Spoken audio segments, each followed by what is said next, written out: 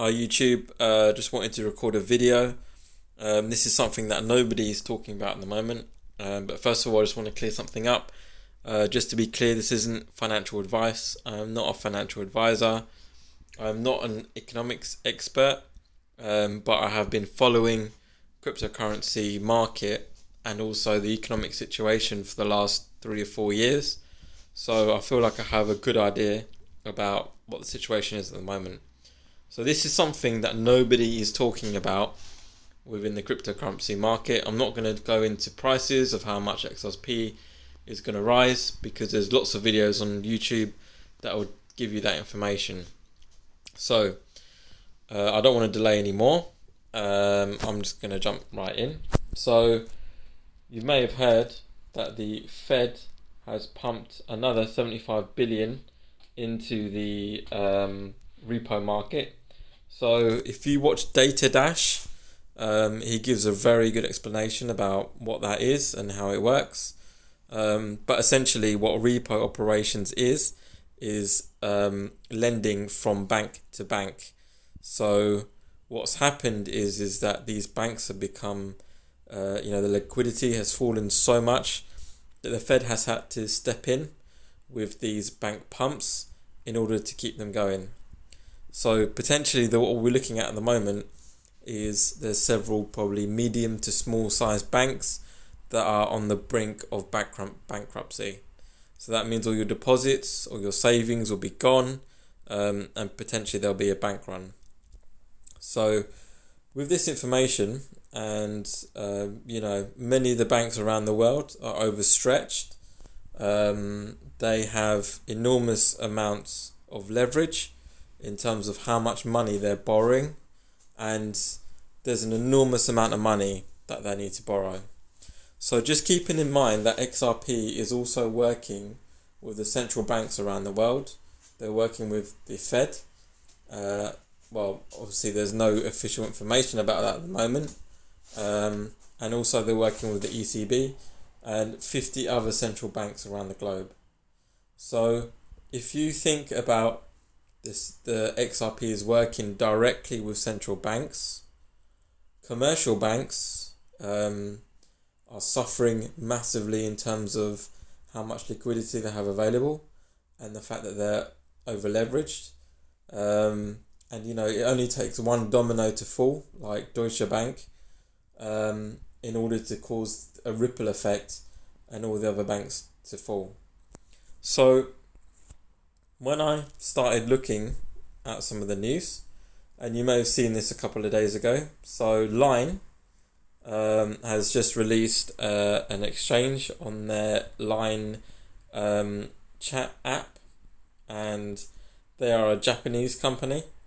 So you can see they've listed 5 cryptocurrencies on their Line chat app. They've listed Bitcoin, Ethereum, Ripple, Bitcoin Cash, and Litecoin. So as an average day user or investor, if you wanted to perhaps save some money or invest your money in something, you're most likely to go for Bitcoin or Ethereum, maybe even Litecoin and Bitcoin Cash. But if you wanted to send any money to your friends or family, or even people abroad at an extremely cheap rate, the only option in that list that you've got at the moment is XRP. And XRP, when this announcement came out, pumped almost 20%. So another bit of news I wanted to tell you about was Tencent. So Tencent have an app called WeChat in China, and essentially many Chinese people use WeChat with QR codes to pay for items. So this isn't using cryptocurrency, it's using a currency that's pegged to the Chinese yuan, and that is used by everyone. Nobody uses money in China anymore. Even in some places money isn't even accepted. There's also a video on Netflix that talks about the changes in China and how far advanced they are compared to the rest of the world. So if I go and look at the Swell page for Ripple, and this is where it really gets interesting. They're holding the event between the 7th and 8th of November of this year. And if you have a look at this guy, he is Kamal Quadar, and I apologize if I didn't say his name properly, but essentially he works for a mobile money service in Bangladesh, offering millions of unbanked access to financial services. Then we have Ambassador Chang Heng Chi, and she is the Foreign Ministry of Singapore, and she's a member of the Presidential Council. And then the last person is the 23rd Governor of the Reserve Bank in India, and he was also Director and Research of the IMF between 2003 and 2006. And just so you know, he was a visionary behind India's early adoption of mobile banking. So with this in mind, and if I just go onto the schedule here, what we need to keep in mind is potentially commercial banks within the next recession may end up becoming illiquid, and they may potentially fall. So this is a scenario that I'd like you to just play in your head at the moment with the information that I've provided at the moment. So small and medium-sized banks will eventually become bankrupt.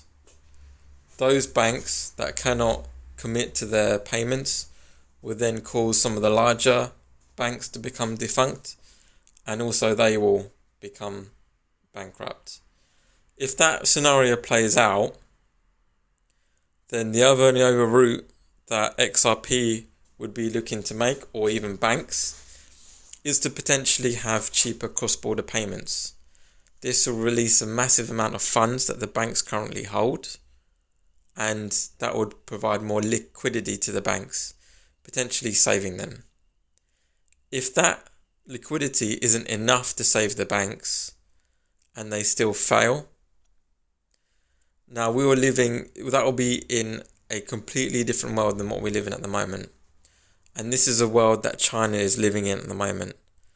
So if you think about a world where we have WhatsApp and some of the biggest chat apps available, and they become your bank, and that bank transfers funds between different parts of the world, your friends, your family that are already connected in your WhatsApp listing will end up using XRP.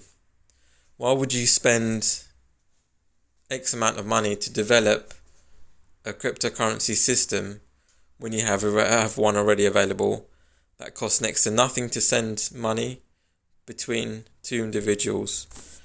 So this is the utopia that I think potentially XRP may go down, and potentially I could see, if this does play out where the commercial banks do become illiquid and they do go into bankruptcy, that potentially XRP may be thinking of plan B already, and they may be thinking perhaps to bypass the commercial banks and work directly with the ECB or the Fed, and also working with these messaging apps. And this is already happening in China. The Chinese government are already working directly with Tencent, and they provide the currency and liquidity required in order to manage this electronic payment. And that's the thing I wanted to talk about here. So if you look at the agenda for the Swell conference that XRP is holding, which is one of the biggest events in the XRP calendar, on the first day, which is a Thursday, 7th of November, you will see, will digital assets go mainstream? And also, if I go down and look here, at 10 o'clock they talk about mobile wallets, leapfrogging credit and banking. Then you look at remitters and what they really want. And I think that's the one thing that is making me think, actually, are they really targeting the commercial banks, or are they targeting the central banks and the messaging apps. So this is all speculation. Of course, none of this has happened. This may never happen, but let me know what you think, and I appreciate if you left any comments below, and please like and subscribe. Thank you.